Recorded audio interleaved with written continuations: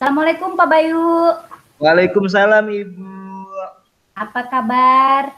Alhamdulillah baik. Ibu apa kabar? Alhamdulillah baik. Baik, dengan berkah yang berlimpah. Iya. Oke, sehat Pak Bayu? Alhamdulillah Ibu sehat. Di Ya, mana sekarang nih? lagi di kantor Bu, lagi ini ada pembekalan juga. Jadi mumpung lagi istirahat gitu kan. Jadi ya bisa lah ngobrol-ngobrol sekalian coaching-coaching gitu kan. Udah lama nggak di coaching sama Ibu gitu. Oh ya, lama sudah saya enggak ke kantor ya? Selama Iya, pembekalan. lama. Oke, pada hari ini kira-kira pada hari ini yang ingin kita bahas apa nih Pak Bayu? Topik kita Eh, ini. jadi gini Bu, saya mau menceritakan permasalahan saya. Saya kan lagi ngikutin pembekalan pengajar praktik guru penggerak gitu kan. Tapi saya rasa kok ada masalah ya dalam pikiran saya seperti itu Bu. Makanya siapa tahu dengan sharing dengan Ibu, saya bisa jadi lebih punya pemikiran lain atau sudut pandang lain mengenai hal ini gitu. Oh gitu. Jadi saat ini lagi ikut pembekalan guru penggerak atau pendampingnya nih? Pendampingnya Bu sebenarnya Pendamping ya. itulah yang Oke. masalah saya gitu kan. Jadi pada saat ini Pak Bayu sedang mengikuti pembekalan menjadi pendamping guru penggerak. Sebelumnya Benar. saya ingin tahu dulu apa sih motivasinya Pak Bayu ikut. Sebenarnya motivasi saya pengen ikut itu adalah mencari pengalaman baru karena kan saya ini baru mengajar Bu, saya baru 7 tahun mengajar dan kemudian ada saya buka program di SIM PKB, itu ada program pengajar praktik guru penggerak. Jadi saya berpikir kenapa saya tidak coba saja. Awalnya saya mau mencoba guru penggerak tapi karena saya merasa saya guru seni budaya ya, jadi oh jangan-jangan ini pengajar praktik, ternyata sampai ke sininya itu bertugas sebagai pendamping. Nah, inilah kemudian masalah itu timbul dalam diri saya. Apa iya ini saya sanggup untuk menjadi pengajar pendamping? Sementara kalau saya menyerah, kok rasanya ya sayang ya gitu loh kalau saya menyerah saat sekarang. Seperti itu, Ibu. Oke, oh jadi ini sudah berjalan kan pembekalan sebagai pendamping guru penggerak. Nah, pengalaman baru apa yang sudah didapat sampai pada saat pembekalan ini kira-kira dari Pak Bayu? Banyak sih, dari segi keilmuan juga saya dapat banyak. Nah, yang paling membuat saya merasa senang adalah ternyata peserta-peserta pembekalan yang mengikuti kegiatan bersama dengan saya itu adalah orang-orang yang secara kualitas, secara kemampuan sudah diakui oleh daerahnya masing-masing, karena ini juga kan kita hasil seleksi Bu ya. Inilah yang membuat saya semakin merasa kecil, merasa kerdil gitu. Kenapa kok orang seperti saya bisa ada di lingkungan sehebat ini? Itu yang membuat saya akhirnya merasa minder seperti itu. Sampai sejauh ini kan sudah berjalan pendekatan ini sudah beberapa hari. Pengalaman sudah banyak. Harusnya Pak Bayu kan merasa bangga ada berada di situ. Dan apa faktor yang membuat Pak Bayu merasa kerdil di antara teman-temannya? Yang paling nyata adalah tadi di awal saya sudah sebutkan, eh, di awal tadi saya sebutkan bahwa masa mengajar saya yang singkat sekali, saya baru 7 tahun, sementara dibanding dengan peserta-peserta lain ada yang sudah mengajar mulai dari tahun 1987, itu bahkan saya belum lahir dan lain sebagainya. Itu yang membuat saya merasa kerdil. Ada juga yang secara personal mereka adalah guru-guru seperti mantan instruktur nasional, guru inti dan lain sebagainya, ketua MGMP, kepala sekolah, pengawas sekolah, sementara saya hanya guru biasa gitu. Seperti itu, Bu. Walaupun seperti pemikiran Pak Bayu nih ya, mengikuti pembekalan atau mengikuti seleksi pendampingan guru penggerak ini kan, sampai Iya, sejauh ini kan sudah masuk di tahap pembekalan. Nah, betul. apa saja ada nggak yang menghambat dalam proses pembelajarannya?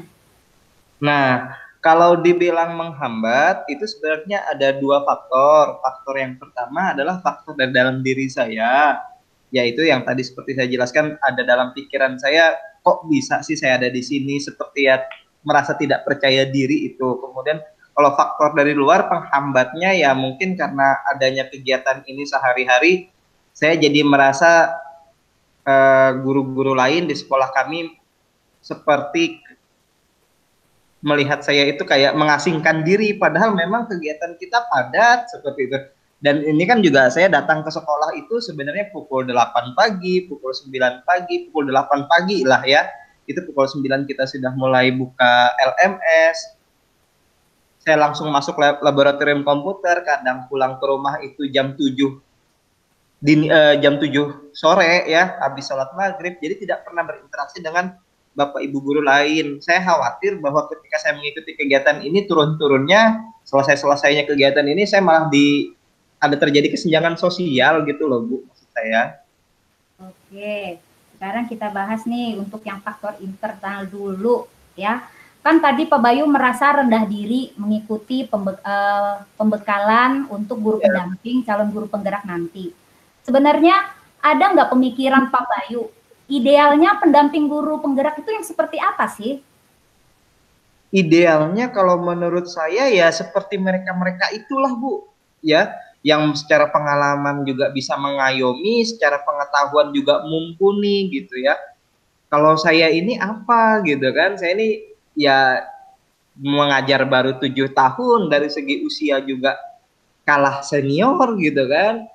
Jadi saya khawatirnya seperti ini, nanti kalau di lapangan saya bertemu dengan orang yang jauh lebih tua dari saya secara usia, apalagi dari faktor pengalaman, alih-alih saya bisa membantu, jadi saya malah ngerepotin gitu kan. Jadi saya merasa kayak takut, akhirnya khawatir untuk terjun ke lapangan seperti itu. Kalau dari sayanya, internal saya.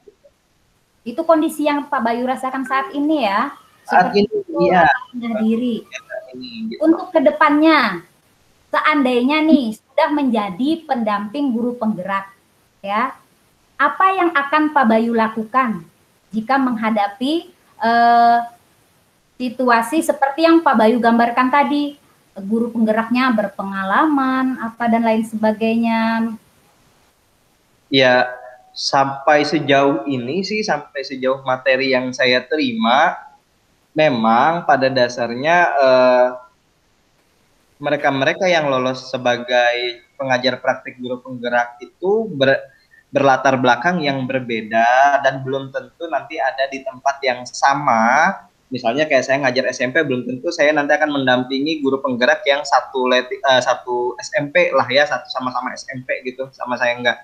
Tapi ya itu aja sih yang tinggal menguatkan saya gitu, bahwa kalau seperti itu saya bebas aja berkreasinya, saya tidak perlu takut, karena ya belum tentu juga nanti saya dapat sama-sama SMP, siapa tahu saya dapat malah TK gitu kan, sambil saya juga menyemangati diri. Mudah-mudahan saya dapat pembelajaran baru, dapat hal baru, sudut pandang baru, seperti itu gitu. Untuk kondisi yang sekarang, apa yang bisa membuat Pak Bayu lebih maju? Ada nggak faktor pendukung? Kalau dari faktor pendukungnya, dari saya sendiri, selama saya mengikuti ini, alhamdulillah saya tidak ketinggalan semua tugas-tugasnya. Saya juga bertanya kalau ada hal-hal yang tidak saya mengerti atau mungkin yang mengganjal di pikiran saya ikuti prosesnya. Jadi saya juga merecharge lah atau mengupgrade diri saya sendiri supaya saya setidaknya bisa pantas untuk mengikuti kegiatan ini atau memang pantas berada di dalam lingkungan ini. Kemudian di sisi lain juga dari faktor eksternalnya saya juga mempersiapkan segala sesuatunya, properti saya, buku-buku penunjang yang bisa saya baca mengenai komunikasi massa dan lain sebagainya, seperti itu. Itu tadi dari faktor internal dirinya Pak Bayu ya. Kalau faktor eksternalnya kan tadi takut seperti kesenjangan dengan teman-teman. Seandainya apa yang akan Pak Bayu lakukan jika terjadi hal seperti itu? Ya, setidaknya sih sampai sejauh ini yang saya pikirkan adalah kalau tadi ada waktu 15 menit gitu, ada waktu istirahat 15 menit, saya cepat turun ke bawah, bikin kopi, sekedar say hello gitu kan. Apalagi juga di bawah lagi ada pemeriksaan vaksin kan. Jadi ya juga saya sempat sapa-sapa dengan beberapa kolega saja, beberapa teman-teman guru yang lain.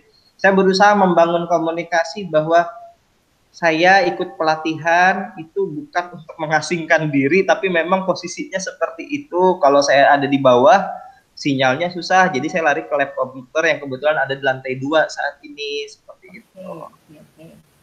Ini, seandainya nih sudah menjalankan ya, tadi kan merasa rendah diri awalnya menjadi pendamping. Seandainya nanti sudah menjadi pendamping, ide apa yang ingin Pak Bayu lakukan agar bisa mendampingi calon guru penggerak? Nah, jadi kalau boleh cerita dari awal sih sebenarnya ide saya mengikuti kegiatan ini adalah semangat saya mengikuti kegiatan inilah saya ingin membuktikan kepada Bapak Ibu guru yang lebih senior karena saya seringkali bertemu di lapangan bahwa ada guru-guru yang merasa saya sudah terlalu tua untuk hal ini, saya mau membuktikan pada mereka bahwa usia itu hanya sebatas angka. Itulah yang membuat saya menjadi lebih bersemangat mengikuti kegiatan ini seperti itu. Nah, kemudian iya, kemudian selain daripada itu juga saya pengen juga punya pengalaman baru gimana sih rasanya berteman dalam lingkungan yang baik, ada di dalam lingkungan yang mendidik kita untuk menjadi pribadi yang lebih baik lagi, sesuatu yang mungkin sangat jarang saat ini kita dapatkan karena kebetulan juga mungkin dalam masa pandemi kita agak susah berkumpulnya, kemudian juga keadaan-keadaan lain di luar daripada lingkungan saat inilah yang mungkin menurut saya sudah tidak cukup lagi bisa menjembatani keinginan saya untuk mengupgrade diri. Jadi melalui program kegiatan ini harapannya adalah saya bisa banyak bertemu orang-orang. Utamanya sih saya kepengennya itu bisa berkomunikasi dengan orang-orang berprestasi. Memang di sini tempatnya, hanya saja kembali lagi ke awal tadi bahwa ada rasa minder ketika saya berada di tempat yang isinya orang-orang hebat semua nih gitu. Saya mah siapa gitu. Oke, sekarang planningnya Pak Bayu ke depannya setelah nanti menjadi guru penggerak dan setelah sesi ini kan kita udah ada sesi ini, kira-kira apa yang akan Pak Bayu lakukan di akan datang? Oke, saya sih pengennya adalah ke depannya nanti saya harus meningkatkan kepercayaan diri saya, jadi dengan membangun komunikasi tidak hanya kepada teman kolega di sekolah saat ini ya, yang seperti saya jadi kaum termarginalkan lah seperti itu ya, karena asing sendiri atau mengasingkan diri seolah-olah seperti itu. Kemudian yang kedua, saya juga merasa saya harus membangun komunikasi dengan rekan-rekan guru pengajar praktik yang lain supaya nanti saya punya sudut pandang baru, supaya saya punya pengalaman yang di awal tadi saya pengen cari, dan juga harapannya adalah ketika itu semua sudah saya dapatkan, itu bisa sedikit banyak mengikis ketidakpercayaan diri yang saya miliki di awal tadi, yang saya jelaskan seperti itu. Dari proses ini apa yang Pak Bayu dapat? Setidaknya dari proses ini saya bisa memetakan kekurangan saya dan apa yang menjadi booster saya atau hal yang bisa meningkatkan atau justru mengatasi permasalahan saya sendiri. Kayak tadi saya merasa tidak percaya diri, ternyata dari pembicaraan kita ini saya menyadari bahwa oh ya, saya hanya perlu membangun komunikasi dengan kolega-kolega saya yang lain di program ini, di program guru penggerak ini, supaya nanti mereka juga ujuk-ujuk bisa membantu, memberikan rembuk saran dan lain sebagainya. Seperti itu. Seperti itu ya. Nah, dari sudah tadi Pak Bayu bilang kan ingin memperbaiki rasa kepercayaan diri. Kapan tuh akan dilakukan kira-kira? Karena juga masih dalam proses pembekalan saat ini, jadi ya seiring sejalan mungkin setelah selesai percakapan ini saya pun akan coba terus membangun komunikasi dengan rekan-rekan dari pengajar praktik program guru penggerak itu. Ya sedikit banyak saya akan memulai melangkahnya setelah selesai dari percakapan ini dan di kesempatan sesi saya selanjutnya pada program guru penggerak. Seperti itu, Ibu. Sejauh ini hubungan Pak Bayu dengan rekan-rekan? Sejauh ini ya sebenarnya kan karena kita tidak bertemu langsung, hanya bisa melewati media online, media layar saja, online saja ya. Saya sih senang-senang saja. Ada beberapa guru-guru, bapak-bapak guru yang senior-senior banget, ibu-ibu guru yang senior-senior banget, justru kita bercanda gitu. Tapi ya tidak bisa dibohongi, di dalam hati saya juga merasa kayak semacam apa yang nggak enak, takut salah ngomong, takut salah sikap, takut menyinggung. Sebab biar bagaimanapun saya punya pemikiran etika itu tetap nomor satu sih gitu kalau saya. Oke, walaupun tadi Pak Bayu mengatakan umur itu hanyalah sebuah angka loh.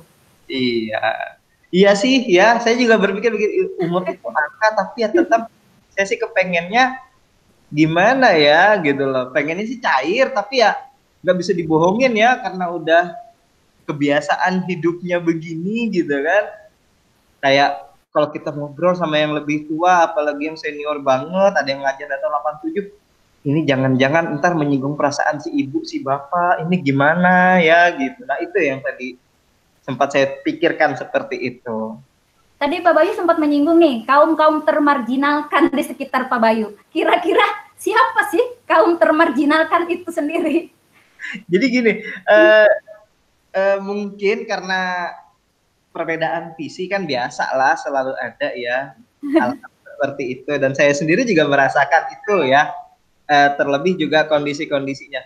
Jadi ya ada di komunitas kami di sekolah itu yang memang dimarginalkan secara apa ya, secara luas ya barangkali ya. Jadi kami agak kurang tahu informasi dari sekolah, padahal ada di grup sekolah, tapi ternyata nggak ada dikabarin di grup sekolah. Tahu-tahu kita datang dengan yang berbeda kok, yang lain pada seragamnya bagus semua, kita mah menyesuaikan hari. Ini gimana ceritanya? Kita nggak tahu berita terbaru kayak gini nih. Tadi ada berita vaksin di sekolah, itu saya di atas gitu kan, saya nggak tahu ceritanya, turun-turun ke bawah, tahu-tahu udah nih mau ikut di data untuk ikut vaksin, itu saya nggak pernah tahu ceritanya gitu. Jadi saya merasa seolah-olah ini kayaknya diasingkan apa gimana ini gitu.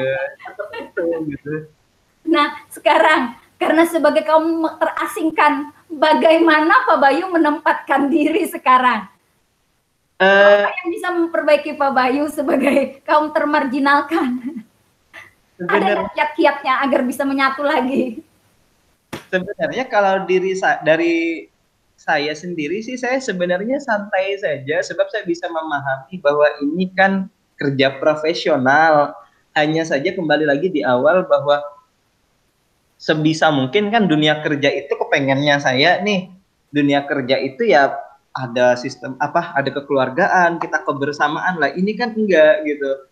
Saya di sini gitu nggak ada yang peduli, ini saya di sini saya bikin kopi, makanan apa yuk, makanan semua di bawah gitu. Jadi saya tinggal ngelihat aja ke bawah ada makanan nggak, ada sisa nggak, kalau nggak ada ya udahlah, bukan rezeki berarti gitu.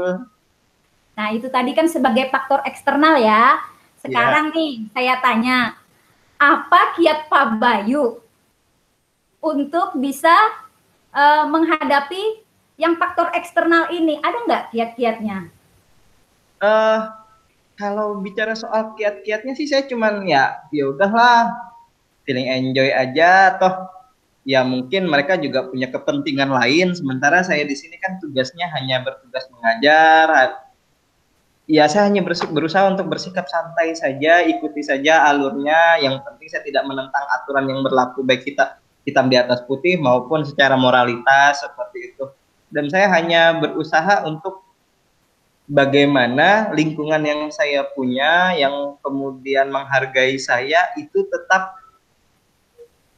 menjadi milik saya dalam tanda kutip, tetap menghargai saya, tetap bisa dengan saya, supaya kedepannya saya berpikir bahwa ya udahlah, nggak apa-apa, kita tidak bisa memaksakan semua orang untuk bisa satu visi dengan kita toh. Jadi biarkan kita bersama dengan orang-orang yang satu visi kita juga. Yang penting selama itu tidak menentang apa ya, itu tadi, moralitas yang berlaku dan peraturan yang berlaku, itu aja. Oke, sebenarnya nih kalau untuk faktor eksternal ini idealnya seperti apa sih pandangan Pak Bayu? Kondisinya seperti apa idealnya? Idealnya sih kalau menurut saya bagaimana ke semua pihak itu bisa satu visi ya, bahu membahu, saling support satu satu sama lain seperti ini. Misalnya ada kayak saya dan satu rekan saya mengikuti program ini, kami lulus dari 6.000 puluhan ribu bahkan puluhan ribu calon peserta lain, kita lulus hanya berdua dan satu Samarinda, kita dari SMP yang sama gitu kan. Kalau menurut saya sih harusnya kita disupport. Ini kan enggak sampai sejauh ini ya. Ya udahlah, supportnya hanya sebatas ya oke dikasih izin gitu. Semua sebatas itu. Padahal kan maksud saya disupportnya ya mungkin juga yang nggak mesti harus dalam bentuk uang kan. Paling enggak ada support moralitas. Ini kan enggak juga. Bahkan pengumuman saya tahu bahwa saya lulus itu bukan dari sekolah yang memberi tahu saya, justru dari orang lain yang tahu duluan gitu. Saya sendiri waktu lulus gitu, tahu Pak Alex kemarin selaku koordinatornya yang nge-WA saya duluan, nge-WA kami dimasukkan dalam grup duluan. Tapi dari sekolah itu bahkan nggak ada yang tahu gitu. Padahal kan maksud saya harusnya ini jadi sebuah kebanggaan sih kalau menurut saya seperti itu. Itu idealnya. Harapan Pak Bayu? Harapan saya sih sebenarnya ya simpel-simpel aja, bagaimana sekolah ini, tempat kita ini tidak hanya dipandang sebagai sebuah tempat yang menggugurkan keinginan profesional saja, tapi juga tetap mengedepankan nilai-nilai kekeluargaan, kebersamaan, bahwa di sini saya tidak hanya sekedar cari makan, mengajar, nggak seperti itu, tapi ada hal-hal lain yang kita coba bentuk melalui medianya sekolah, seperti itu harapan saya sih sebenarnya gitu. Oke ya, jadi tadi dari awal kita sudah berbicara banyak nih ya Pak Bayu, dari awal yang merasa ada permasalahan rasa rendah diri menjadi pendamping, ternyata ada faktor menjadi rendah diri, merasa rendah diri menjadi pendamping guru penggerak, ada faktor eksternal, internal dengan kondisi yang sudah tadi dijelaskan.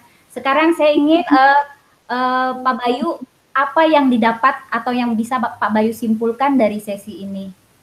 Oke, setidaknya yang bisa saya simpulkan dari sesi ini adalah pertama, bagaimana saya harus lebih menghargai diri saya harus lebih menghargai apa yang saya punya, seperti itu. Saya harus menghargai bahwa tidak semua orang bisa lolos sampai tahap ini, maka saya harus memperjuangkan itu dengan niat yang tulus. Ketika kembali kepada niatan awal saya bergabung pada kegiatan ini. Kemudian yang kedua, kalau kita bicara soal bagaimana lingkungan di sekitar saya, faktor eksternalnya yang mungkin tidak begitu mendukung dalam tanda kutip, jangan dijadikan masalah.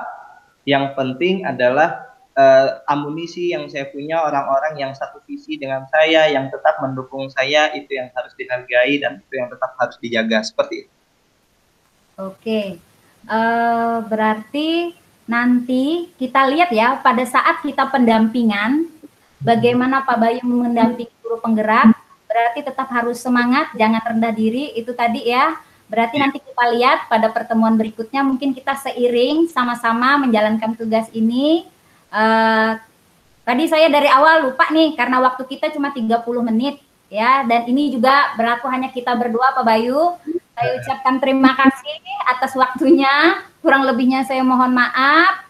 Terima kasih. Assalamualaikum warahmatullahi wabarakatuh. Sampai ketemu di sekolah Pak Bayu. Waalaikumsalam warahmatullahi wabarakatuh. Sampai bertemu.